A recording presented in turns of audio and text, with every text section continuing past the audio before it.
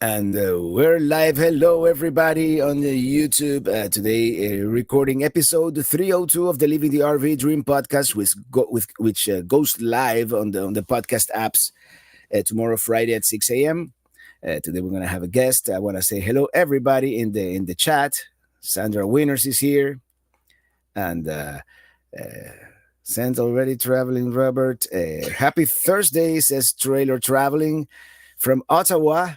And well, in any case, we're ready. Mario Douglas also here. What up, my man Roberto and family?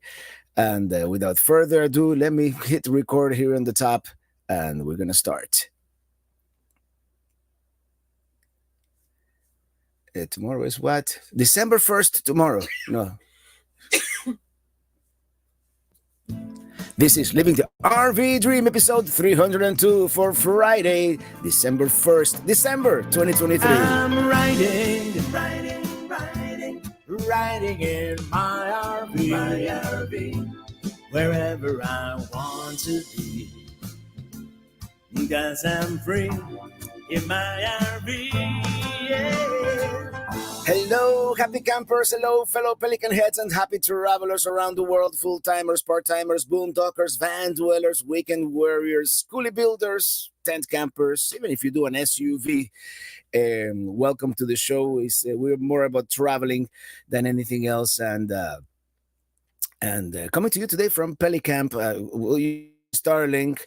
By the way, coming to you for a live audience today, once again, here on the podcast, for those of you listening on audio for the replay. And we're using Starlink for the live stream. So there's a slight little small chance that we may lose connectivity here at some point. But if anything, just wait about 5 seconds and we should be back.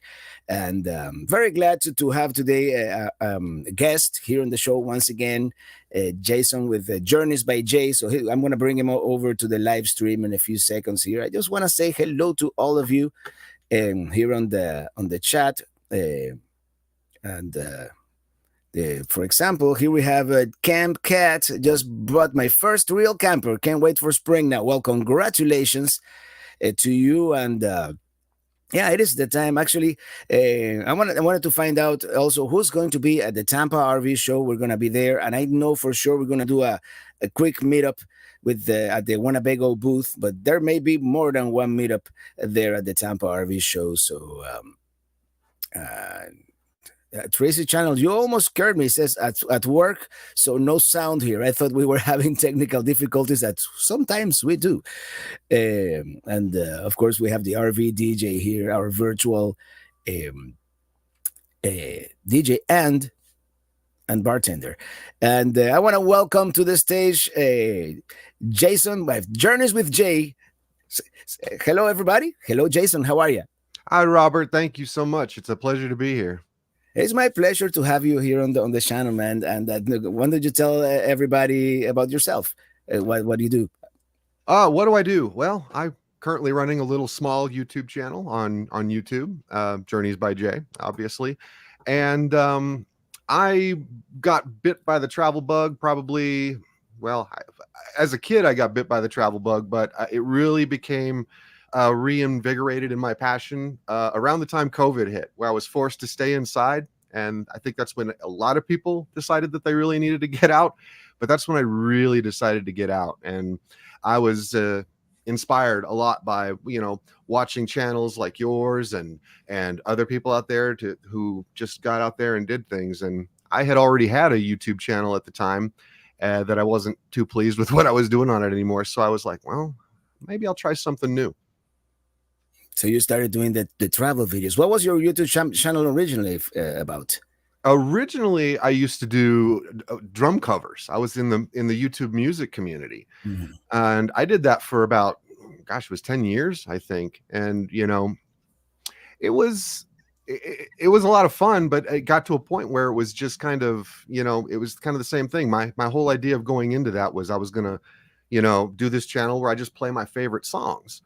Well, after 10 years, you start to run out of your favorite songs and it starts to feel forced and it wasn't fun anymore. Okay, yeah, and then once it stops being fun, if traveling ever stops being fun, I'm just I might do something else. Although I don't foresee this ever I don't not being either. fun. So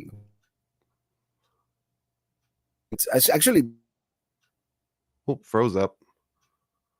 and I think we may have frozen here for a second. Oh, there you are. Yeah, I see that it's really cool that we both have a musical background. So you know, musicians. My original channel was also about music. So, um, what kind of rig do you have? RV rig, you mean? Yeah. I'm actually me and my wife went small. We got our first camper in October of 2020 is when I think I got that thing. And it's just a little small it's a Rockwood A122. It's one of those A-frame campers. Hmm. And it's basically a hard-sided tent on wheels, which is kind of perfect for us. The only thing that, I would say is kind of the drawback of that thing is that there's no bathroom. So, but we're still young enough, I guess, that we can rough it in certain spots where we have to. But it's been awesome. It's like I said, a hard-sided camper or hard-sided tent with Hmm. all the amenities of like a heater and air conditioner, running water, and Yeah, just no bathroom. everything except the bathroom, and in a pinch you could probably put a small porta potty in there, and if you You really could. I don't think the wife would like that, but yeah. Do you travel as a family? Do you travel by yourself? How well, do you do it?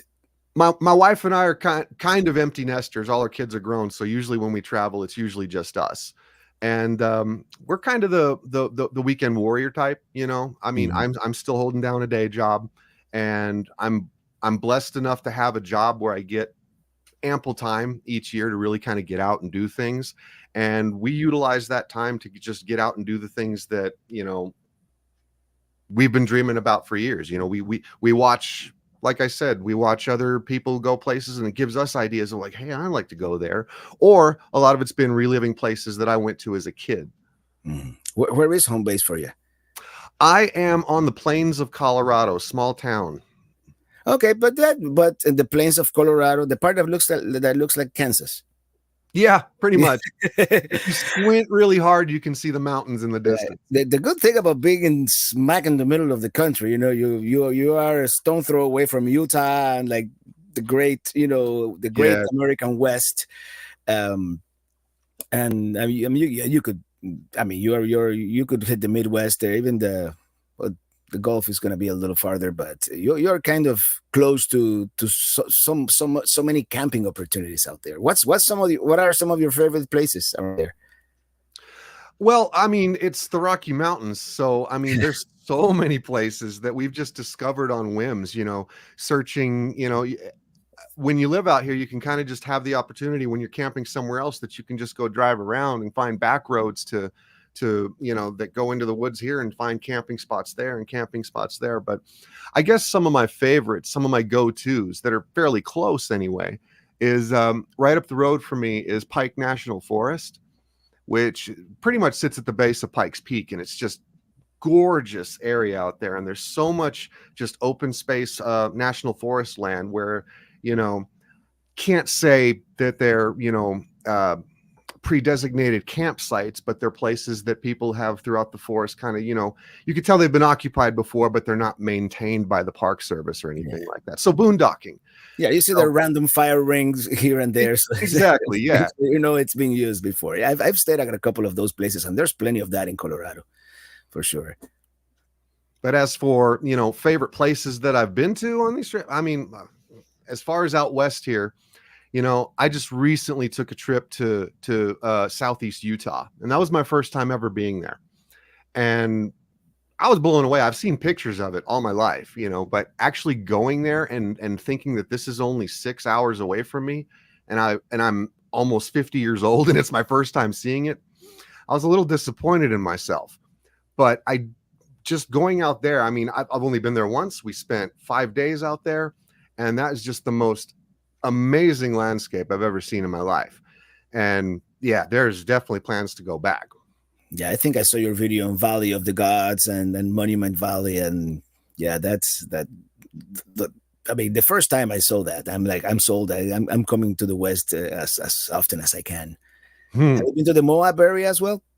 Yes, we did. We stayed at some BLM land just north of Moab there, and we did the whole thing: the arches, the Canyonlands. We went through the Colorado River area, seeing all the petroglyphs. I don't know why I couldn't think of that, but Mhm. Moab was a neat area too. But I think the further south we went, like you said, in the Valley of the Gods and Monument Valley and all that, is where the landscape became even more interesting. But of course, Arches was amazing too. So I'm not going to take anything away from Arches. Mhm. And if you're into off-roading, of course, there's that crazy road in Canyonlands, Schaefer Trail. Schaefer Trail. There was a lot of talk that the White Rim Trail. That one too. Yep. Yeah, that one.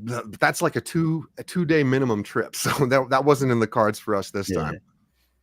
Yeah, but what's your tow vehicle, by the way? Because if you have a nice 4x4, you could do all of those with your own vehicle, right? If I had a nice tow vehicle, I could. Well, I'm not saying mine's not nice. What am I saying? I've got what I usually carry is a Dodge Journey, incidentally. And that's what I'm usually towing. But on the trip to Utah, it was a buddy of mine who was he has a Ram 2500, and that thing would have easily made the whole trail. I wouldn't trust taking my Dodge Journey out on something like the White Rim Trail or even like the Long Canyon Trail that we did take that day. You need high clearance and you need a good 4x4 wheel drive. And when I did that Schaefer Trail, that road was rough. It had rained for days, and there was not much of the road left. You definitely have to do something like that. That's amazing. I don't remember if we talked about it. How did you start camping? Do you always camp as a kid, or had an RV, or is this something new to you? Well, it's not new to me. Back when I was a kid, like I said, my dad was, I have memories of every summer. My dad was a military man, and he would take all of his leave that he got every year at the same time. And it involved us all loading into, he had a conversion van, and we would just go travel, whether it was, like disappearing into the mountains, like I was talking about earlier, or we would go cross country to go see friends or family in another state, or to go see national parks. I mean, the time that I'd been to Yellowstone before the last time, I couldn't have been more than 4, and my memories are very vague of it, but I remembered Yellowstone, and there was actually weird points when I was walking through Yellowstone. It was like, I'm having deja vu. I remember this for some reason, even though I'm sure the park has changed a lot since 1979, But yeah. So anyways, I kind of fell out of the traveling thing a lot. I mean, I guess I kind of got into that rut of life where you just kind of accept, well, this is how it is now. So you're not really sure. What am I trying to say? I'm sorry. I got distracted with all the screen changes. I'm sorry. I was trying to look for the full screen mode. I'm sorry. I apologize for that. Oh, but no, I fell out of it because, like I said, you just kind of accept that this life now, and it's a silly thing to accept. That's what I want to point out. That's where I'm trying to get to, is that we didn't camp a lot. I got married, had kids, and we did not camp a lot. And then, like I said earlier, COVID came, and it was when we were forced to stay in our houses, was when, that's when you want to get out of the house. And that's where we just decided that we're going to pack up a tent. We're going to go across state lines into Kansas, where they were very lenient about COVID restrictions, and stay at a little lake there. And we spent about 3 or 4 days there. I can't remember, but that's what reignited the bug for us. And also taught us that we needed an RV, because in your mid 40s, sleeping on the ground in a tent is not fun anymore. So we had to go and get the RV. And that's where the bug for getting back on the road kind of came from. So yeah, by about 2 years ago, in the middle of the pandemic, and yeah, I'm sure you looked for places that had few restrictions and whatnot, like I did in those early trips. During there was a map by the AAA, I think, that had like all the restrictions, and I'm like, okay, I'll just go make my route through through the middle of the country here. Well, it was all guesswork for us. We were just kind of like, we knew that, Colorado right next to Kansas, and we knew things were, also that same summer, we couldn't even want to go to the mountains if we wanted to, because everything was closed down because there was all kinds of forest fires up in the mountains that year. So we were like, well, what do you do? And that's what we did. Starlink. Oh, Again, Starlink. We'll come back here, and it's so great to Starlink went out again. I'm sorry about that. Don't be sorry, it happens. Yeah. We're back. Any favorite places? I'm gonna have to edit this episode a lot, which I don't like to do. I forgot. Have you been to any cool places to the east of the Rockies? I'm sure you having the mountains so close to the west, but yeah, well, that's kind of the thing, is that because of our location, we've mostly been exploring the west. There are plans to go east. I think the furthest east we've gone so far is Sulphur, Oklahoma, to Chickasaw National Recreation Area. And that's as far east as we've gone. Otherwise, because still being the day job weekend warrior type, I'm limited by how much time I can take off, and obviously when you're limited by time, that limits the distance you can go to. So the longest trip we took we did go out to California the summer before. Last summer, not this just last summer, but the summer before. And I had 2 weeks for that. We made sure we hit everything along the way. I mean, lava fields, petrified forest, Grand Canyon, Carlsbad Caverns, the works. We did everything. But there are plans, like I said, to go east. One of the things that is definitely on our bucket list is Destin, Florida. And I want to ask you, is Destin, is it all the hype? Yes, it's like a beautiful place. To me, it's as far as, California has some beautiful beaches with the mountains, just going to the water. And there are some, as far as natural beauty, but as far as quality beach, north of the Caribbean, Destin, it's that fine sand. You feel like you're in a swimming pool sometimes, but with little fish, swimming all around you. And the water is beautiful turquoise. And try to go anywhere except in June, because you get all the seaweeds in June. But and I found out the hard way. But yeah, that would definitely put that one on the bucket list. Have you gone to any place that kind of didn't live up to your expectations? That was like, maybe all the hype and it wasn't really all that great. Man, that's difficult. I would say the one, and I can't even say I'm really disappointed in the place. It was because it was during the pandemic, and I think that park was short-staffed. And incidentally, I don't know what it is about people on YouTube, but they really like negativity. If you put something that you're disappointed in your thumbnail, they're going to watch it. It's my most watched video, and I don't like that it's my most watched video, because it is kind of negative, but not really. But it was I'll cut to the chase. It was Mesa Verde. In the height of the pandemic. Like Mesa Verde? Huh? You didn't like Mesa Verde? No, I love Mesa Verde. What I didn't like is that everything was closed. Oh, yeah, of course. And because of COVID, probably, all the tours, it's kind of enclosed spaces. You go into those cliff dwellings. Yeah. So, okay. There was no tours or anything. So it was disappointing. I wasn't mad. Because I love Mesa Verde. That's an absolutely fascinating place. But we went there with the intention of, we're going to see things.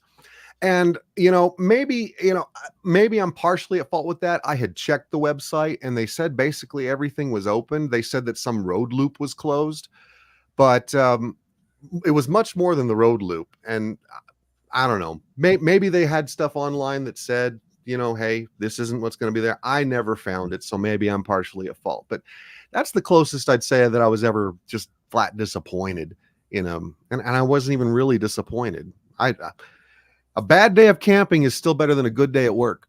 Well, that much I agree with. Yeah. Well, I'm gonna throw it to the chat. I put a link in the chat there. If anybody wants to jump in the chat and ask any questions, or if you have any questions for Jay here and you want to post them on the chat, I will relay them. And by the way, I want to thank Sandra Winners for being a member for 7 months. Chief Pelican Head, thank you so much, Sandra. And we're putting that on the screen here. And how do I remove it? Here we go. And we have in the chat our friend Domo Arigato, Mr. Roboto, like I call him whenever he goes. And he says, most disappointing for me was Carlsbad Caverns, mainly because the Rangers were surly that day. Oh, I had an amazing experience at Carlsbad. So I guess I got the wrong Ranger. I had one of the tour guides that was just absolutely, he knew his stuff. He was great. I don't know. What Carlsbad, isn't that like a self-guided tour for the most part? For the most part, yes, but they have certain caves, like I think it was called the King's Chamber or Queen's Chamber or something like that. You have to buy a guided tour, and you really kind of get in depth with more of what's going on down there. And plus, you have a dedicated ranger who's kind of taking you through and showing you what everything is. I see. I don't know. I'm sorry, Mr. Roboto, that you had a bad time there. Try it again. Ask for Caver Gary when you take a tour. It was great. I loved the Carlsbad Caverns. To me, that's like all the caves. They took like the best from every other cave in the world, and they put it together in that big room. You have all kinds of rock formations and stalactites and stalagmites and all that. So yeah, I was pleasantly surprised. I did take the elevator, and next time I want to do the trail down on the elevator up just to get. See, they weren't letting us do that because of the bats. When the bats are there, they don't let you go through that way. Did you get to see the bats? Did you get to see the bats flying out of the cave at dawn there? We didn't. We weren't there in time. So yeah, no, nor did I. And I'm like, if they don't let me, they're not going to let me film it anyways, because electronics and all that can affect the bats. So I'm like, I'll save it for the next time. I didn't know that. That's good to know. Mm-hmm. So I'm trying to look here at the chat, see if we have any more questions. Somebody's asking me if I ever got a Pelicamp West in Arizona. No, but after the Tampa RV show, I'm thinking of going out west. So have you, by the way, Jay, have you been to an RV show? I should have by now, but no, I haven't, unfortunately. Yeah, we're going to the Tampa RV show in Florida. And that's one of the largest, if not the largest. So I'm looking forward to that one. I'm still a beginner, so give me a little time. Okay, we have a comment here from Sandra Winners. Hey, Jason, we are going to the Monterey in February. For me and my fiancé, Jeffrey Reese, we've been together for 3 years. It's more of a comment than a question. So yeah.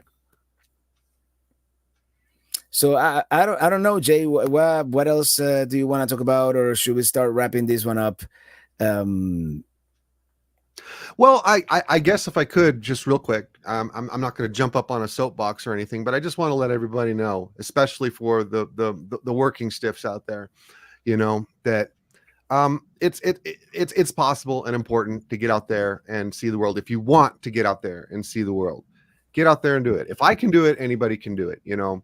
I want to try to encourage everybody out there to get out there and see things while you still can. Otherwise, you will regret it. I can't imagine going, me laying on my deathbed someday saying, I didn't do this. I wish I had. So I guess that's where I'll end that, is just say tomorrow is not guaranteed. Exactly. Yeah. Exactly. And you can do it on the cheap. That's something that I've kind of tried to stress. You don't need a lot of money to do this. You don't, especially if you do it in a tent. Mm-hmm. You can do it in a tent, of course. We kind of like the amenities of having the RV. And any plans of upgrading to something a little larger in the future? Eventually, something with a bathroom, but not much. I think that's one of the main features. Yeah.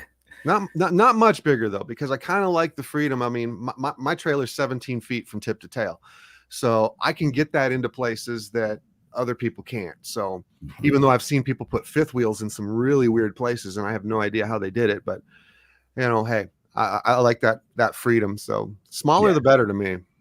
Yeah, in my opinion, that's also the case. I mean, I might go into something a little larger when I'm older and I need a little more comfort indoors for those rainy days. But yeah, I see you in a big shiny Airstream. uh, No, not so much. maybe the Airstream Interstate, the camper van. Maybe. Okay, Maybe there that you one. go. Yeah, You want one that drives itself. I got you. yeah, exactly. Well, Jay, thank you so much for jumping here on the podcast and telling us about your travels. Where can people find you online or anywhere else? Well, Journeys by Jay on YouTube and Journeys by Jay on Facebook and Journeys 854, I think, is the handle on Instagram. In the process of working other places right now, but right now that's where you can find me. And I'm obviously most active on YouTube. YouTube. All right. Well, thank you, Jay, and happy trails to you. Thank you, Robert. Appreciate it so much. All right. Thank you. And now we're gonna answer some of your questions here in the chat, and then we're gonna wrap it up. And we have Idem Garces. We are weekend warriors as well, and try to go as far as we can with the little time we get. It is an amazing experience for us and the kids, absolutely. And as you guys know, Illy and I were weekend warriors for the first few years, until I was able to monetize enough of YouTube to be able to do this, more full time, more part time. Exactly what Mr. Robato says here. The difficulty in trying to see things when working is the amount of time to drive across the country in an RV to see things. You almost need to wait for a life-changing event like a layoff. Hey, there you go. That's the way. That's the way to do it. And Nidia O says, living with regrets is the worst. Great podcast, safe and happy travels. And to the rest of you, thank you for joining us on the podcast today. Christopher Olson, thank you and good luck on your travels, Jay, he says. As I was saying, thank you so much for listening and watching, and see you on the road. And wait a minute, we have Sandra Winners. Say hello, Sandra. Hi. Sandra Winners coming to us from Carson City, Nevada, and a daily listener of the podcast and the Friday live stream. Traveling Robert, I just wanted to know where's the best place to stay in Monterey? Monterey, I've been in Monterey, California only once, and we were actually we stayed in Santa Cruz. I'm gonna go on mute because I'm getting some feedback from your speakers, but I would stay at the Santa Cruz KOA and just go around the bay, and it's a beautiful area. Should spend several days there. All right, I'm going to wrap it up now for real. Until next week, thank you so much for listening, and see you on the road, because we are living the RV dream and loving the RV lifestyle, because I'm free in my RV. And let me pause here, and goodbye, everybody. Happy trails. And stream.